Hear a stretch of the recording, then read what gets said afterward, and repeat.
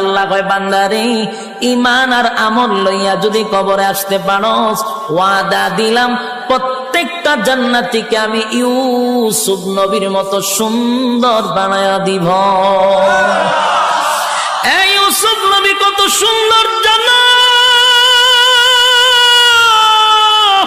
ইউসুফ নবীর দিকে তাকাইয়া মিশরের মহিলারা আঙ্গুলগুলি কেটে কেটে কেটে জমিনে ফালায়া দিছেন ইউসুফ নবীর চেহারার দিকে চাইয়া। এই যে চাইছে অন্যদিকে কাটতেছে, চাইয়া চেহারার কি আকর্ষণ, বাবা তাকায়া রয়েছে ছুরি দিয়ে হাত কাটতেছে, চেহারার আকর্ষণ বলতেই পারে। সুবহানাল্লাহ।